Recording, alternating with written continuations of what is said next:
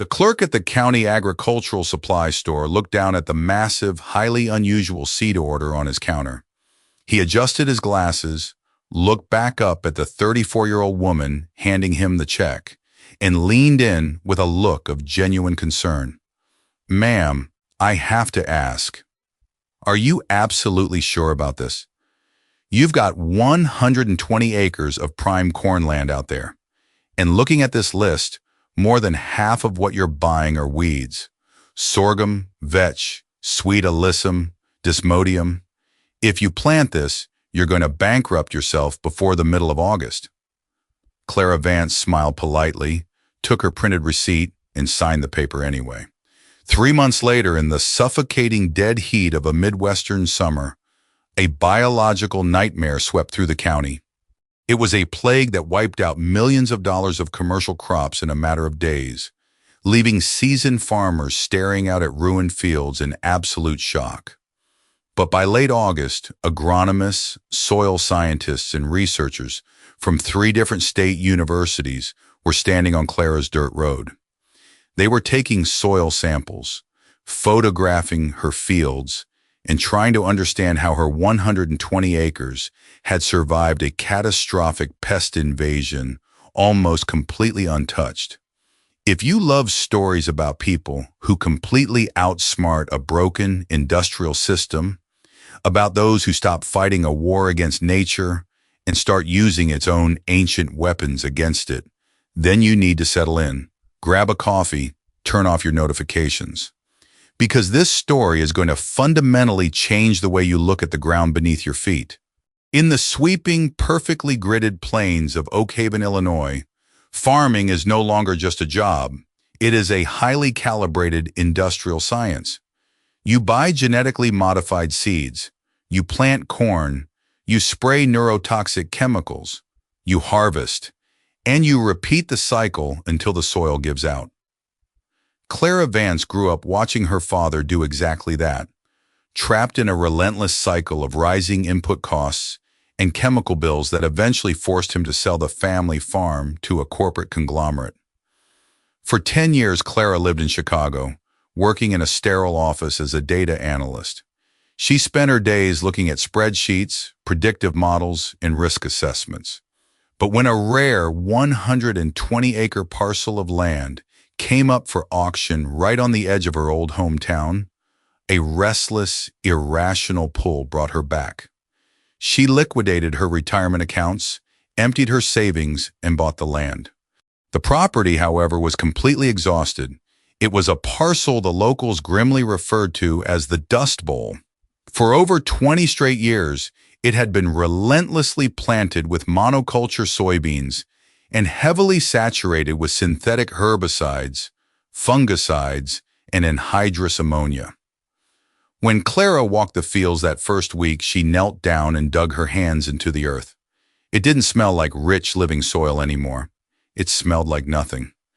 It was pale, heavily compacted, and completely lifeless. The microscopic ecosystem that makes dirt alive had been sterilized. Her neighbor to the south was a third-generation conventional farmer named Bill Garrison. Bill farmed 2,000 acres of perfectly straight, weed-free, genetically modified corn right next door. Bill was a pragmatic man who measured a farmer's success by the horsepower of their tractor and the hundreds of gallons of pesticides stored in their shed. He watched Clara pulling a rusty, second-hand seed drill into her barren field that first spring and just shook his head. "You can't farm that dead dirt without a heavy nitrogen program, Clara," Bill told her over the property fence one morning, leaning against the hood of his brand-new pickup truck. "The weeds are going to choke you out by June, and the pests will finish whatever is left by July. Farming has changed a lot since your daddy's time. It's chemical warfare now. If you don't spray, you don't survive." Clara wiped the dark machine grease off her hands and looked out over her barren, dusty fields. "I know, Bill," she said quietly, "but I'm not trying to win a chemical war. I'm trying to build an immune system." That one sentence is the secret behind everything Clara did next. And it is a masterclass in ecological engineering that every commercial farmer, homesteader, or backyard gardener watching this needs to understand. Here is the very first thing Clara did, and it went against every single piece of advice the local farming cooperative gave her. Before she planted a single seed of her cash crop, she had to resuscitate the corpse of the soil. She didn't buy synthetic fertilizer. She bought daikon radishes. She broadcasted thousands of radish seeds across the compacted earth. Sometimes called tillage radishes, these plants drive massive, thick taproots deep into hardpan dirt, breaking up the compacted layers naturally. When winter came, the radishes died and rotted right there in the ground, leaving massive biological channels that allowed rainwater and oxygen to finally penetrate deep into the earth. But the real magic happened at the microscopic level. Clara purchased an inoculant, a dark powder full of mycorrhizal fungi. She coated all her corn seeds in this living fungus before planting. In healthy forests, mycorrhizal fungi create a vast underground internet of microscopic threads that attach to plant roots. They stretch for miles, mining the soil for deep water and minerals, and trade them to the plants in exchange for liquid carbon. By coating her seeds in fungi, Clara was reconnecting the broken biological internet of her farm. When spring finally broke, instead of planting a monoculture, 120 solid acres of highly vulnerable corn, Clara planted a chaotic, carefully calculated jungle. She utilized a highly advanced ecological technique called the push-pull method, combined with aggressive companion planting. In the center rows, she planted her cash crop, heritage sweet corn. But right alongside the corn, in the exact same rows, she planted two specific plants, cowpeas and a creeping vine called desmodium. The reasoning was purely scientific. Corn is a notoriously heavy feeder. It rapidly sucks nitrogen out of the soil to fuel its massive stalks. The cowpeas and desmodium are legumes. Through a symbiotic relationship with bacteria on their roots, they pull nitrogen gas straight out of the atmosphere and inject it directly into the soil, feeding the corn in real time. But Clara didn't stop there. She left massive 20-foot wide strips around the entire perimeter of her farm, completely unplanted with cash crops. Instead, she filled these wide borders with what Bill Garrison called garbage weeds. She planted towering rows of Napier grass, sorghum, buckwheat, and sweet alyssum. To the untrained eye of a conventional farmer, it looked like a messy, unkempt disaster. It looked like a farm that had been abandoned. But to a botanist, it was a highly sophisticated, living biological fortress. You see, plants aren't silent, passive organisms.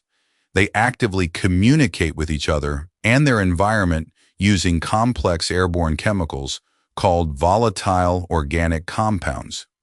When insect pests approach a farm, they are sniffing the air for the chemical signature of vulnerable crops.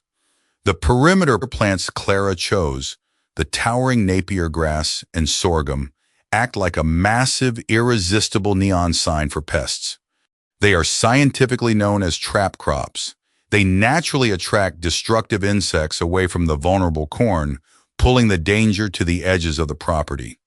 That is the pull part of the strategy. But what about the push? That was the desmodium vine planted directly under the corn. Desmodium emits a very specific group of chemical compounds that certain devastating pests absolutely despise. It smells like a biological warning sign to them. So if a pest manages to fly past the borders and lands in the corn, the smell of the desmodium immediately repels them, pushing them back out toward the perimeter. Meanwhile, the buckwheat and sweet alyssum planted on the edges weren't there for the pests at all.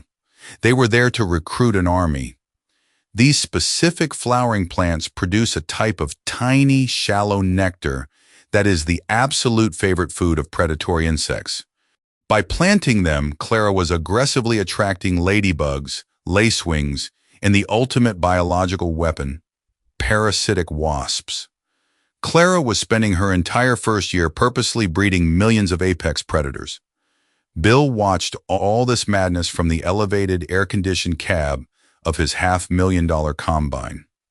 "She's growing a buffet for bugs," he laughed to the guys down at the local agricultural diner, shaking his head. "By July, the worms are going to eat her alive. You can't farm on hopes, dreams, and wildflowers." By mid-June, Clara's farm was a vibrant, buzzing explosion of green. While Bill's fields were silent, sterile, perfectly engineered rows of identical stalks, Clara's land sounded intensely alive. The soil, now broken up by the decayed radishes and bound together by the fungal network, was holding massive amounts of moisture. Her sweet corn was growing remarkably tall, supported by the free nitrogen being pumped into the ground by the legumes. But nature has a very specific way of testing every system to its absolute breaking point. If this story is teaching you something new about how agriculture and nature actually work together, do me a favor right now. Hit that like button and subscribe to the channel. Because the real test, a biological plague that modern chemicals couldn't even stop, is about to hit this town, and you won't want to miss the climax of this story. And while you're at it, drop a comment below and tell me what country or state you're watching from today. I love seeing where this incredible community is tuning in from. In late July, the weather patterns shifted violently. A prolonged, brutal drought, followed by heavy, unseasonable storm winds blowing up from the south, created the perfect storm for the agricultural grim reaper, Spodoptera frugiperta, commonly known as the fall armyworm. They don't call them armyworms because of how they look. They call them armyworms because of how they march. They are the larvae of a specific moth, and they move in swarms of tens of millions. They form a creeping, devastating carpet of caterpillars that can strip an entire cornfield down to the bare, dusty dirt literally overnight. When a swarm is actively feeding on a field, you can actually hear them chewing. It sounds like rain hitting dry leaves. The local agricultural extension office issued the emergency warning on the radio on a Tuesday morning. By Thursday evening, the invasion hit Oak Haven. Bill Garrison's massive farm was hit first. Despite his genetically modified seeds, the swarm was simply too massive. Panic immediately set in. Bill fired up his massive industrial sprayers, completely dousing his 2,000 acres in heavy neurotoxic pesticides. He sprayed at the crack of dawn. He sprayed again at dusk. But armyworms have incredibly fast reproductive rates. Within just a few short generations, the swarm had already developed a genetic resistance to the very chemicals meant to kill them. Furthermore, the broad-spectrum pesticide Bill used wiped out every single living bug in his field, the good and the bad, which meant there were absolutely no natural predators left to stop the genetically resistant worms that survived the spray. Bill lost 30% of his total crop in 48 hours. Clara stood on her wooden porch on Friday morning and watched the dark, moving mass of pests cross the dirt road, heading straight for her 120 acres. She didn't own a commercial sprayer. She didn't have a stockpile of emergency chemicals in a shed. For a moment, standing there in the suffocating morning heat, hearing the distant, terrifying crunching sound of the swarm tearing through Bill's remaining corn, she felt the first real wave of absolute doubt she had allowed herself all year. Everything she had put into the ground, her entire life savings, her bold defiance of the conventional system, was standing directly in the path of a biological wildfire. A quick, desperate call to the local chemical rep could have a spray truck at her farm in under an hour. It would have been the fast answer. It would have been the easy answer. She didn't make the call. Instead, she walked out into her fields, knelt down in the dirt, looked at the buzzing, living ecosystem she had cultivated, and trusted the fortress she had spent a year building. What happened over the next 72 hours is something that is still taught in advanced agricultural seminars today. When the leading edge of the armyworm swarm reached Clara's property line, they hit the massive perimeter strip. The towering Napier grass and sorghum, the trap crops, did exactly what they were biologically designed to do. The plants emitted a concentrated chemical signal that the armyworms found utterly irresistible. Instead of marching further inward to attack the valuable cash crop of sweet corn, the massive swarm stopped right at the borders and began gorging themselves on the thick, sticky leaves of the Napier grass. But the Napier grass had a secret defense mechanism. When the armyworms chewed into the stalks, the grass secreted a sticky sap that physically trapped many of the caterpillars, preventing them from moving. For the ones that did manage to push past the border and fly into the center cornfields, they were immediately hit by the push. The desmodium vine creeping along the ground released its volatile organic compounds. The chemical smell was so repulsive to the armyworm moths that they refused to lay their eggs on Clara's corn, turning around and flying right back to the Napier grass on the perimeter. But Clara hadn't just provided a distraction and a repellent. She had laid a deadly, inescapable trap. Because millions of armyworms were now heavily concentrated on the perimeter, gorging on the trapped crops, they had walked directly into the breeding ground of the parasitic wasps that Clara had been aggressively cultivating all summer with the buckwheat and sweet alyssum. Now, nature is incredibly beautiful, but it is also exceptionally brutal. The specific parasitic wasps Clara had attracted, known as Coticia marginiventris, are tiny, no bigger than a grain of rice. They don't eat the armyworms outright. Instead, they fly over the swarm, land on the backs of the caterpillars, and use a specialized stinger to inject their eggs directly inside the living armyworms. As the wasp larvae hatch a few days later, they consume the caterpillar from the inside out, eventually emerging to spin tiny white cocoons on the dead husk of the pest. It is biological warfare at its most terrifyingly efficient. Because Bill Garrison had panic sprayed his fields, he had instantly killed all of his parasitic wasps and ladybugs. But Clara had hundreds of thousands of them, hyper-concentrated right where the armyworms had gathered. Over a tense, nerve-wracking 3-day period, the massive armyworm population on Clara's farm completely collapsed. The trap crops took incredibly heavy damage. Their leaves were chewed to lace, and their stalks were battered. They had sacrificed themselves for the greater system, but the main cash crop, the 100 acres of premium sweet corn sitting safely inside the perimeter, was barely touched. Not a single drop of synthetic pesticide was sprayed. Harvest time in late October was a quiet, profound revelation. Bill Garrison's final yields were down 40%, and whatever profit margin he had hoped for was completely wiped out by the tens of thousands of dollars he had spent on emergency, ineffective chemical sprays and extra diesel fuel. Clara's sweet corn came in tall, heavy, and deeply nutrient-dense.